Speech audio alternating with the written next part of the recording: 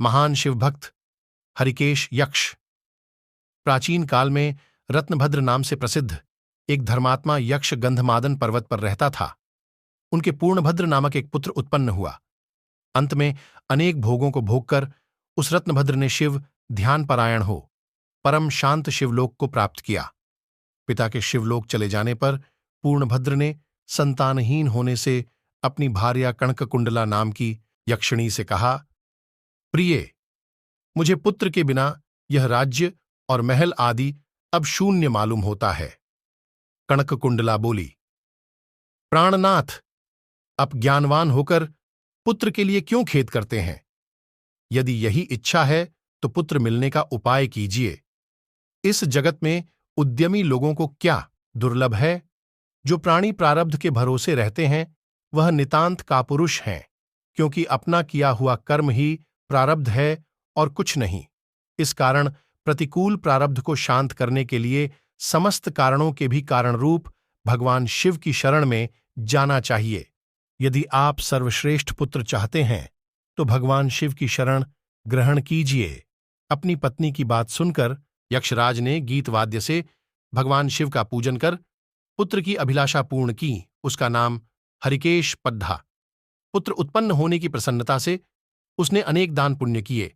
जब हरिकेश 8 वर्ष का हुआ तभी से वह खेल में धूलि बालू का शिवलिंग बनाकर तृणादि आद्य दूर्वा से उनका पूजन करता और अपने साथियों को शिव नाम से ही पुकारता वह स्वप्न में भी भगवान शिव को ही देखा करता था। हरिकेश की यह दशा देखकर उसके पिता ने उसे गृहकार्य में लगाने की अनेक चेष्टाएं कीं, किंतु उस पर कुछ भी असर नहीं हुआ। अंत में हरिकेश घर से निकल गया। कुछ दूर जाकर उसे भ्रम हो गया और वह मन ही मन कहने लगा, हे शंकर, कहाँ जाऊं, कहाँ रहने से मेरा कल्याण होगा। यह सोचकर उसने अपने मन में विचार किया कि जिसकी कहीं ठिकाना नहीं है उसका काशीपुरी ही आधार है। इस प्रकार निश्चय कर वह काशीपुरी को गया, जिस अविमुक्त क्षेत्र में पंचभौतिक देह त्याग कर प्राणों का शिव की प्रसन्नता से फिर देह से संबंध नहीं रहता। उस आनंदवन में जाकर तप करने लगा। कुछ समय बाद भगवान शिव ने पार्वती को अपना विहार वन दिखाया। वह अनेक सुगंधयुक्त पल्लवों से शोभित था। शिव बोले, हे देवी, तुम मुझको बहुत प्रिय हो, वैसे ही यह आनंद वन भी मुझे परम प्रिय है। मेरे अनुग्रह से इस आनंद वन में मैं मरे हुए को जठे। वह स्वप्न में भी भगवान शिव को ही देखा करता था। हरिकेश की यह दशा देखकर उसके पिता ने उसे गृहकार्य में लगाने की अनेक चेष्टाएं कीं, किंतु उस पर कुछ भी असर नहीं हुआ। अंत में हरिकेश घर से निकल गया। कुछ दूर जाकर उसे भ्रम हो गया और वह मन ही मन कहने लगा, हे शंकर, कहाँ जाऊं, कहाँ रहने से मेरा कल्याण होगा। यह सोचकर उसने अपने मन में विचार किया कि जिसकी कहीं ठिकाना जन्म मरण का बंधन नहीं होता, अर्थात वह फिर संसार में जन्म नहीं लेता।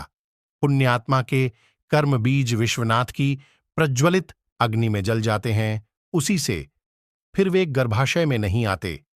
काशीवासी लोगों के देहांत समय में मैं ही तारक ब्रह्म ज्ञान का उपदेश देता हूं, जिससे वे उसी क्षण मुक्त हो जाते हैं।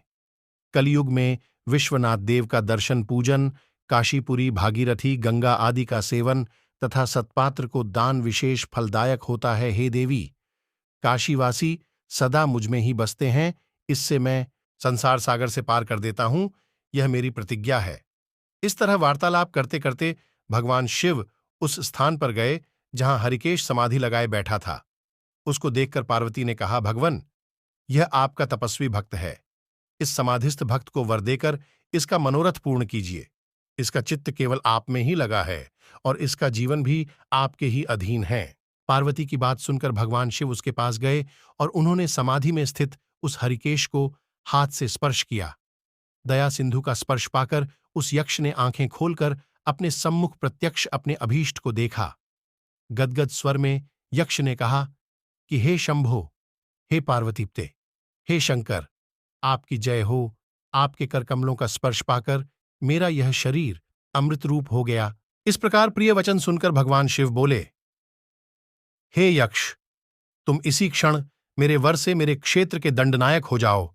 आज से तुम दुष्टों के दंडदायक और पुण्यवानों के सहायक बनो और दंडपाणि नाम से विख्यात होकर सब उद्भट गणों का नियंत्रण करो। मनुष्यों में सत्य, अर्थ नाम वाले संभ्रम और उद्भ्रम, ये दोनों गण सदा तुम्हारे साथ रहेंगे। तुम काशीवासी जनों के अन्नदाता, प्राणदाता, ज्ञानदाता हो और मेरे मुख से निकले तारक मंत्र के उपदेश से मोक्षदाता होकर नियमित रूप से काशी में निवास करो। भगवान शिव की कृपा से वही हरिकेश यक्ष काशी में दंडपाणि के रूप में स्थित हो गया और भक्तों के कल्याण में लग गया।